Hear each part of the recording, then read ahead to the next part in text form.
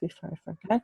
So this new topic is called carboxylic acids and derivatives. Derivatives means a compound that comes from carboxylic acid or derived from carboxylic acid. Okay, right.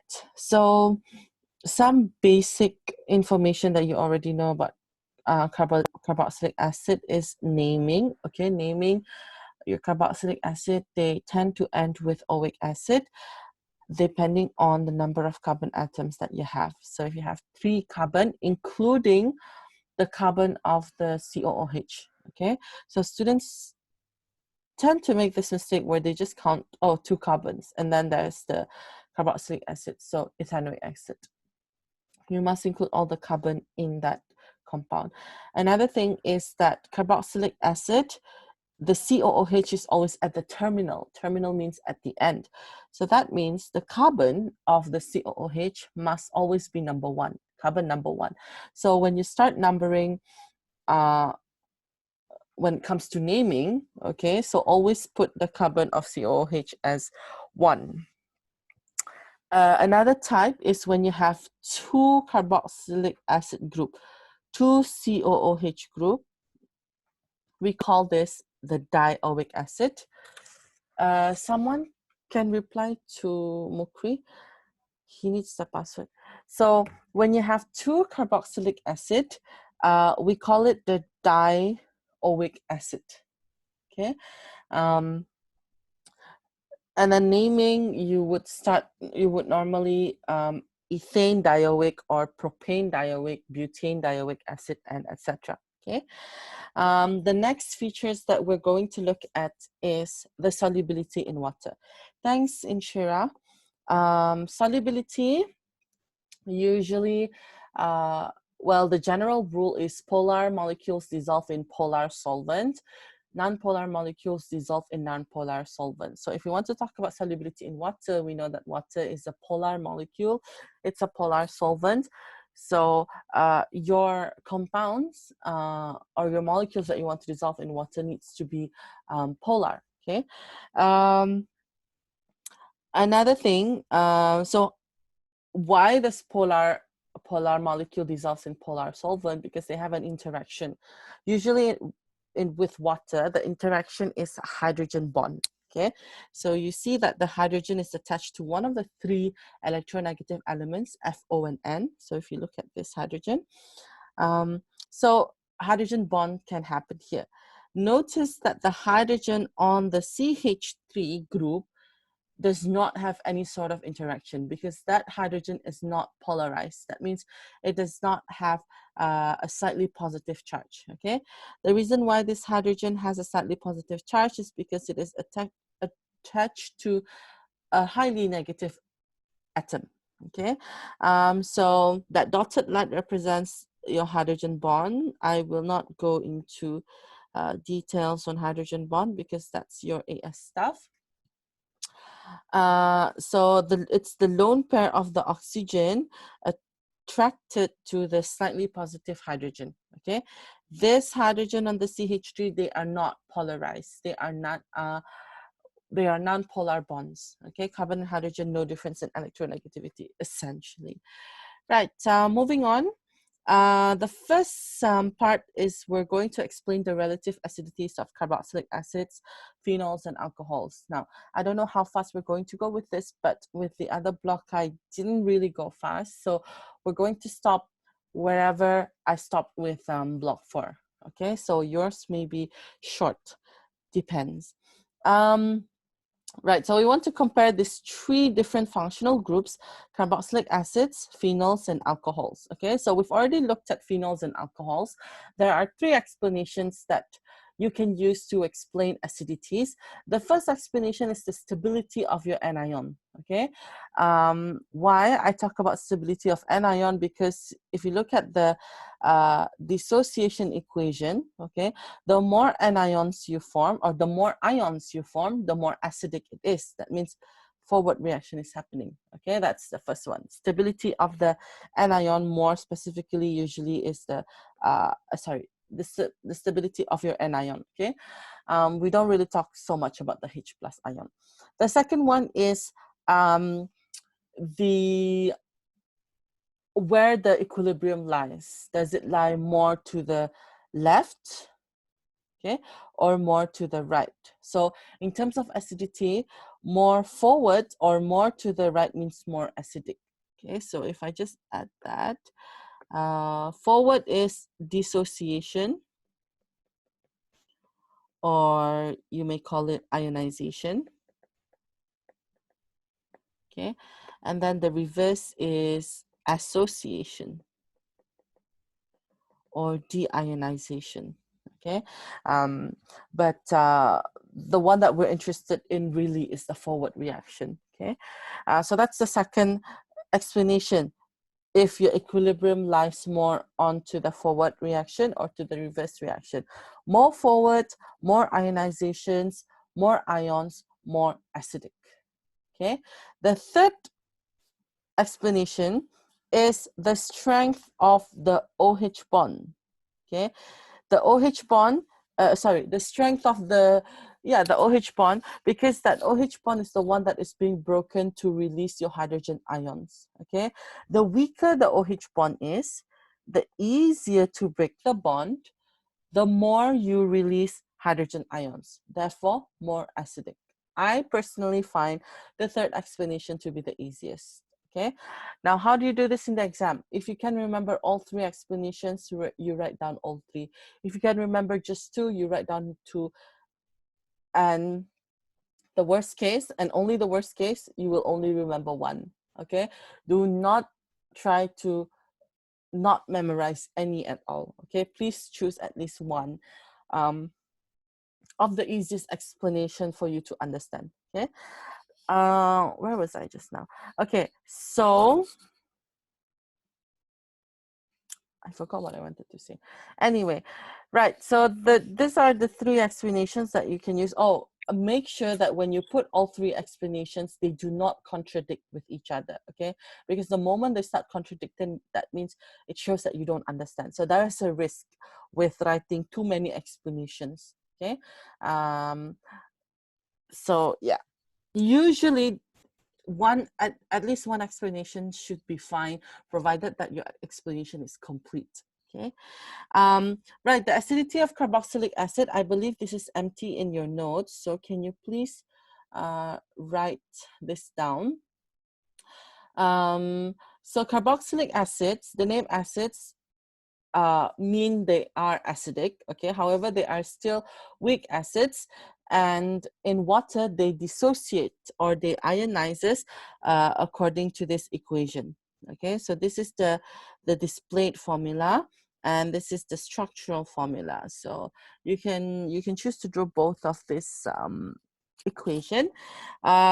Ionization or dissociation of acids in water is actually a reversible process, okay? But however, for strong acids like HCl, actually HCl is also a reversible reaction. However, because of the nature of HCl being a strong acid, that means the equilibrium lies very much to the right, that you don't write the reversible arrow. You just write it as forward, a single arrow, okay? But for non-strong acids, okay, you will draw it as a reversible arrow. You start with the acid molecule, and then it dissociates to release H plus, and then an anion. Okay, so the anion of a carboxylic acid is called a carboxylate ion. This is nothing new. We call this a carboxylate ion. The specific name, if it's ethanoic acid, it would be ethanoate ion. Propanoic acid would be propanoate ion. Butanoic, butanoate, and etc. For phenol, we call it a phenoxide. Okay, a phenoxide ion. For alcohols, we call it an alkoxide ion. Okay, when they dissolve in water or when they form salt or ions. Okay, alkoxide, for example, ethanol. So the anion is ethoxide. Propanol, propoxide. What else? Butanol, butoxide. Okay. So nothing new, I think, because I've already mentioned this to you. I mean, you should already know this from your AS. Now, where's my pencil? Okay, right. What else do I want to talk about here? I think that should explain everything. Okay, right. So make sure you copy this down. So when we talk about the strength, stop. Oh, okay. All right.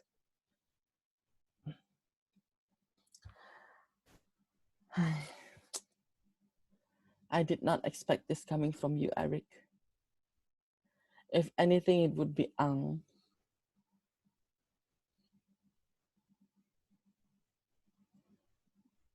Jun ang PM. Always trying to frame ang. Ang, are you done copying? Eric, are you done? So now I have a new target person.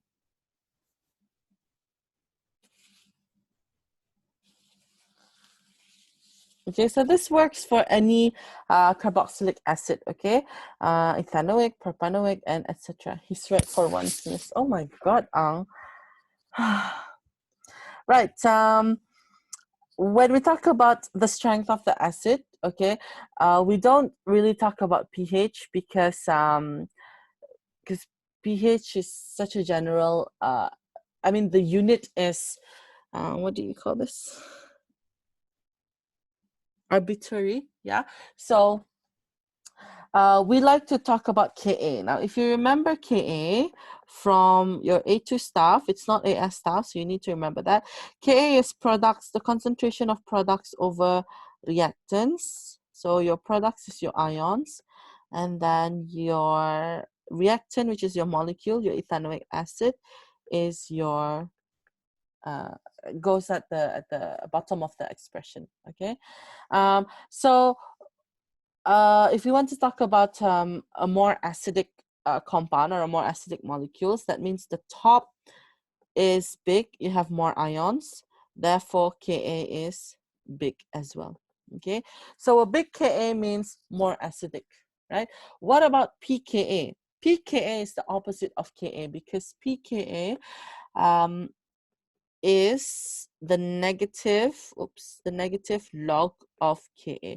So if your Ka is big, your pKa would be small. And both of this means the acidity is high. Okay, so this is something that you have to remember. Let me just write that nicely. Okay, so remember, big Ka, small pKa means more acidic. Okay, right.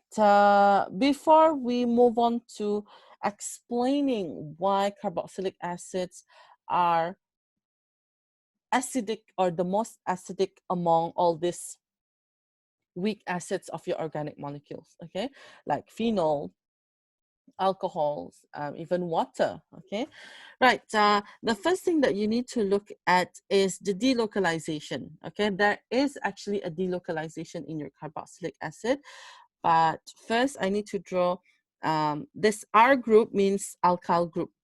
Okay, so that's just a general symbol for alkyl group. That could be methyl, ethyl, propyl, and etc. So if I use an ethanoate ion, okay, I'll draw it like that, and O minus. Okay, now let's look at the C double bond O first. Okay, the C double bond O is the same as the C double bond C, alkenes. And I hope you remember the structure and bonding in alkene, that there is a pi bond formed from a p orbital that is perpendicular to your sigma orbital or perpendicular to the plane of your molecule. Okay, so this p orbital, they overlap to make up your pi bonds. Okay, the hybridization is sp2. okay, in carbon, sp2. So you have 3 sp2 that form sigma bond, and then you have 1 p orbital that is unhybridized, and the p orbital forms a pi bond, okay? Now this oxygen that has the negative charge also have an orbitals that align with the orange orbital, okay? One of the, because oxygen, there are 2 lone pairs, right? So one of the lone pair, okay, sits in an orbital that is parallel to the orange orbital. So when you see that they are aligned nicely, we say that they overlap. Okay, so your delocalization, so this is what delocalization is. Initially, your pi bond is only concentrated or fixed on this orange orbital. Okay, but because the orange orbitals and the green orbital align nicely, they overlapped, and so the delocalization is extended like that. Okay, I don't know how you draw it, like that. So this is what delocalization is. The pi bond no longer stay fixed between the C double bond O, but the pi bond can also move between the C single bond O.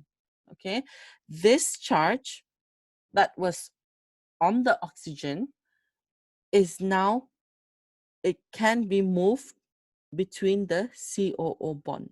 Okay, that's why when you want to draw it more accurately, the negative charge is drawn in the middle, like in this structure. Okay, that's why you see a dotted line. This is showing that the pi bond from the CO is moving, is being delocalized. It's not fixed. Okay, likewise, the negative charge, which originally belonged to this oxygen at the bottom, is now being delocalized as well, and is being spread out over the COO. Only the delocalization is only between the COO bond. Okay, this alkyl group has nothing to do, it is not involved in that delocalization. Okay, so this is the presence, so this is how delocalization is present in your COO part of your carboxylic acid. Let's read the explanation. Of course, when you want to talk about the acidity, you need to talk about the stability of the carboxylic ion, and the carboxylic ion is stable because of the presence of delocalization. Just like phenol, there is also delocalization in phenol. That's why the phenoxide is stable. For carboxylic acid, there is a delocalization in the carboxylate ion, therefore it is stable. Okay, explanation. The pi electron cloud on C double bond O has delocalized and spread out around the COO minus group. Okay, so that's what I was showing you. This pi bond, instead of it being fixated or concentrated between the orange orbital of the C double bond O, it now can extend out onto the green orbital of the oxygen at the bottom. Okay. The delocalization makes the ion more stable and therefore more likely to form. Okay, so that's explanation number 1. Okay, the second one, let me just write that down. Explanation number 1 is talking about the stability of the anion or the carboxylate ion. Explanation number 2 is talking about the negative charge. The negative charge, this one, okay, is spread out around the carboxylate ion and is less likely to attract H+. Okay, so this negative charge, if you see here in this equation, this negative charge is no longer concentrated as it is being spread out into the COO part of the molecule, not the whole molecule, okay, only the COO part. Okay, so because this negative charge is less concentrated, it doesn't attract the H plus much. Okay, so if it doesn't attract the H plus much, the reverse reaction doesn't happen much. Okay, and if the reverse reaction doesn't happen, obviously the forward reaction will happen. So if you have more forward reaction, that means more acidic. So that's the second explanation. That's my least favorite explanation because I understand it, but it's difficult for me to write it down in words. Okay. The first one is easy. First explanation is easy because you just have to explain about why the anion is stable. The second one, not so much, but if you like it, of course, by all means, use that explanation. The third explanation, number 3, is about the strength of the OH bond. Okay, why? Again, if I look back at this now when for explanation number 3, I am talking about the carboxylic acid molecule, not the ion. Okay, I'm talking about this here, right? So if I talk about the strength of this OH bond, right, because the OH bond will be broken to release the H plus. Okay, so this is the most important bond that tells us about the acidity of the molecule. If this OH bond is weak, you break the bond easily, you release more H plus, more acidic. Easiest to understand. Okay, if this OH bond is strong, you can't break the OH bond as much. That means you have less H plus, less acidic. Okay. So explanation 1, 2, 3, you can choose which one you like, but please take note for explanation 1 and number 2, it focuses on the carboxylate ion. Okay, you talk about the ion. For explanation number 3, it focuses on the carboxylic acid because you want to talk about the OH bond. Okay. Right, we'll talk about explanation number 3 into more details. I noticed that in your notes, the delocalization diagram is not shown. Oh, okay. Did you manage to copy this down? You can copy this down or you can copy this as well, both of them. Okay, whichever is easier for you to understand. The dotted line shows that the double bond, the pi bond is not only concentrated on this C double bond O. Okay, it is being spread out into COO part of the molecule. The negative charge is still there. It's just not concentrated on the oxygen. It's being spread out. Okay, so please make sure you copy this or this if you like. Okay, to show that the overlap, to show that the orbitals in the pi bond and the orbitals of the lone pair of that oxygen, they align or they are parallel to each other. That's why they form a network of delocalization. Okay, explanation number 3. This is explanation number 3, right? The OH bond in a carboxylic acid is actually weakened or weak. Okay, the reason for that is due to the fact that oxygen is an electronegative element. Okay, oxygen is an electronegative element. I want to talk about this oxygen because it is a chain effect actually. Okay, it's a continuous effect. So what happens is that this yellow oxygen will draw the electrons in the C double bond O to itself. Okay, that's why you see this arrow. This arrow is showing that electrons are being drawn towards the oxygen. That oxygen doesn't take it completely, but just some of the electron density. Okay, I don't know if it's a concept that you can easily understand. But yes, so the electrons in the double bond is being pulled towards the yellow oxygen. Okay, and this forms a chain reaction. The electrons in the C single bond O is also being drawn towards the yellow oxygen. Likewise, the electrons in the OH single bond is also being drawn towards that top oxygen, the yellow oxygen. Okay, I've had one student asking, what about this oxygen? Yes, this oxygen is also an electronegative element whereby it pulls the electrons in the OH bond to itself. However, this oxygen in the C double bond O has the biggest electronegative effect. Why? That one you don't have to know. Okay, so it forms a chain reaction. Okay, the bonds in the OH bond and the C single bond O is being drawn towards the oxygen on top, which is the yellow oxygen. So now, because you are removing these other bonds, I'm not interested, because they don't tell me much about the acidity. It's only the OH bond that I am interested in. Because some electron density are being removed from my bond, the bond is now weakened. Okay, so weaker bond, easier to break the OH bond, more H plus is released. Okay, so that's explanation number 3. I like this explanation the most, as I find it the easiest to understand. Okay, right. So you can choose explanation 1, 2, 3. That is to explain why carboxylic acid is acidic compared to phenols and alcohols. Okay, so if we arrange this, these 3 functional groups, just remember for carboxylic acid, you will have a carboxylate ion. Oops. You will have a carboxylate ion, COO minus, and then you have an alkyl group. For phenol, you have a phenoxide ion. For alcohol, you would have an alkoxide ion.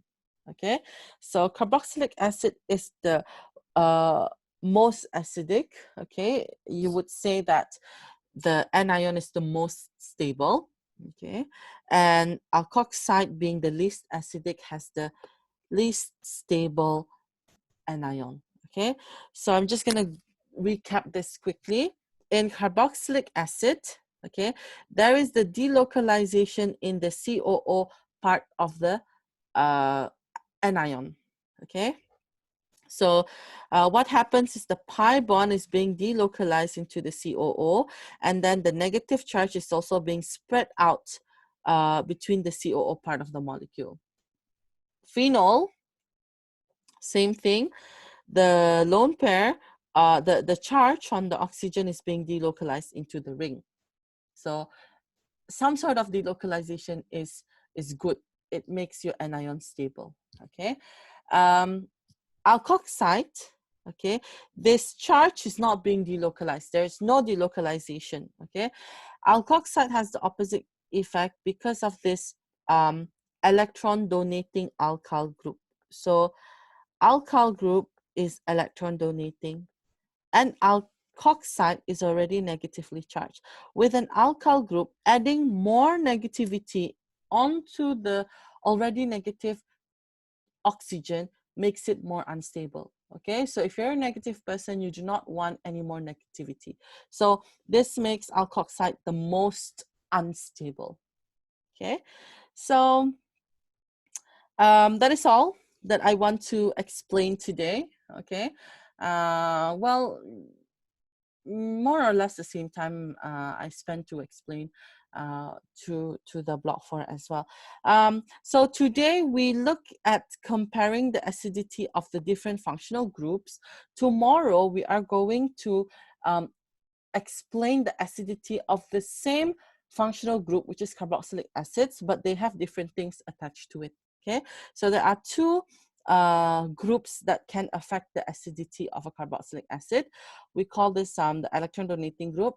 An example that you already know is an alkyl group, whether it's a methyl, ethyl, propyl, and etc. The second type of group is electron withdrawing. This has the opposite effect to your obviously electron donating group. An example of an electron withdrawing group is chlorine, an electronegative element, okay, because they attract electrons to themselves, therefore they withdraw the electrons from other people or from bonds, other bonds. Okay, like this. Okay, when you have a methanoic acid, ethanoic, and propanoic acid, you want to compare them, and by looking at the pKa value, it tells us that the methanoic acid has the smallest value, therefore the most acidic. Okay, you cannot talk about delocalization because all these 3 molecules have delocalization. The only thing that's different between them is the group that is attached to the COOH, the alkyl group. Okay, so that's what we're going to look at tomorrow, the explanation tomorrow. Okay, so I'm just going to erase that first. The second example is this. Okay, we have a carboxylic acid that contains fluorine, chlorine, bromine, and iodine. Okay, both of the all of them, sorry, all four of them have the same COOH. So you cannot use the delocalization argument, because you cannot say that the one with fluorine has the most delocalization, therefore it's the most stable. No, they all have the same amount of delocalization. Yes, fluorine forms the most stable anion because of its effect. Okay, so the only thing that's different is the different halogens attached to it. And I guess you can already see the effect, because fluorine is the most electronegative, therefore it's the most electron withdrawing effect. Iodine is the least electronegative, therefore it has the least electron withdrawing effect. And by looking at the pKa value, the one with the fluorine is the most acidic. Okay, right, so that will be for tomorrow. Before we go, do you have any questions to ask? Is there anything that's not